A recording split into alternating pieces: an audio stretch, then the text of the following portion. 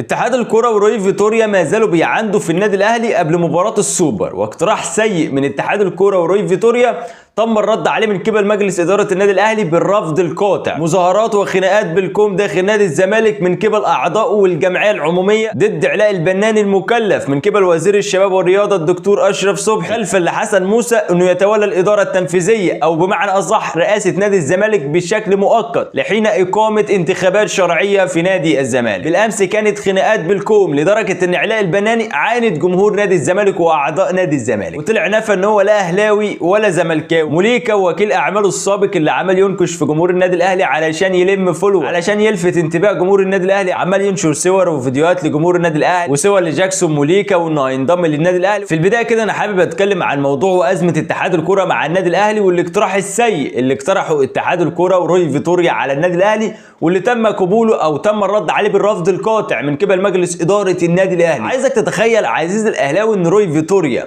او اتحاد الكوره اقترح هذا الاقتراح على النادي الاهلي قبل مباراه وبطوله قاريه بحجم السوبر الافريقي. قال لك ان احنا هناخد محمد الشناوي ومحمد عبد المنعم وهاني ومروان عطيه يلعبوا مباراه منتخب مصر مع منتخب اثيوبيا.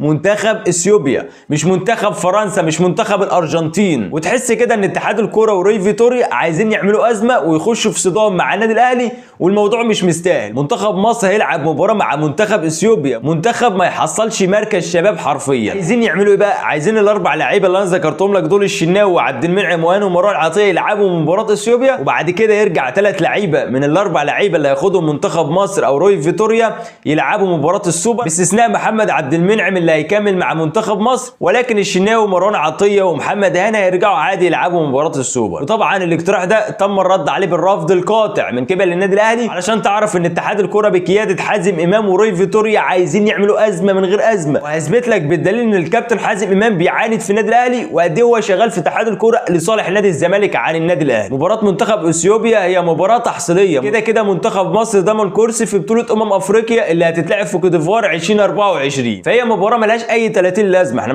مش رايحين نلعب منتخب اسبانيا، مش رايحين نلعب منتخب بلجيكا. اللي يثبت لك ان الكابتن حازم امام بيعاند في النادي الاهلي، لو ترجع بالذاكره في بطوله دوري ابطال افريقيا الموسم الماضي لما نادي الزمالك ودع من دور المجموعات، نادي الزمالك كان بيلعب مباراه مع فريق كيني غير معروف ومجهول الهويه في الدور التمهيدي. عايزك تتخيل معايا كده ان زيزو كان موجود في بعثه منتخب مصر هو والونش، ونادي الزمالك راح يلعب مباراه تمهيديه مع فريق برضه ضعيف ما حصلش مركز شباب زي منتخب اثيوبيا كده بالظبط. عايزك تتخيل معايا كده ان اتحاد الكره وروي فيتوريا وافق ان زيزو والونش يلعب مباراه الزمالك عن انه يلعب مباراه منتخب مصر، في ظل ان منتخب مصر ضمن الصعود لبطوله افريقيا، ومع ذلك بيعاندوا في النادي الاهلي، عايزين يعجزوا النادي الاهلي. هننتظر ونشوف رفض النادي الاهلي لاقتراح اتحاد الكره، هيوافق ان هو يسيب لعيبه النادي الاهلي ان هي تلعب مباراه السوبر. ده اللي هنشوفه في خلال الساعات القادمه. مظاهرات وخناقات داخل نادي الزمالك بسبب علاء البناني الاهلاوي وجمهور نادي الزمالك فجاه كده بعد تصريح الكابتن رضا عبد العال اللي هيئ جمهور نادي الزمالك. الكابتن رضا عبد العال اتكلم من هنا، بعدها بيوم اعضاء نادي الزمالك والجمعيه العموميه وجمهور نادي الزمالك حرفيا ما بقوش شايفين قدامهم غير ان هم يعملوا مظاهرات ويهاجموا علاء البناني وانه اهلاوي صرف، وليه وزير الشباب والرياضه شال حسن موسى وعين الاهلاوي علاء البناني، وكأن نادي الزمالك هينصلح حاله لو علاء البناني مشي. انا مستغرب ومندهش من اعضاء نادي الزمالك وجمهور نادي الزمالك. طب ليه ما عملتوش المظاهرات دي للسمسار مرتضى منصور في ظل ان انتوا عارفين ان هو السبب في وصول نادي الزمالك للافلاس ودخوله في ازمات وان نادي الزمالك يطلع بموسم صفري؟ سيبك بقى دلوقتي من موضوع علاء البناني واللجنه الثلاثيه والتنفيذيه في نادي الزمالك، وتعالى نتكلم شويه عن موضوع موليكا ووكيله.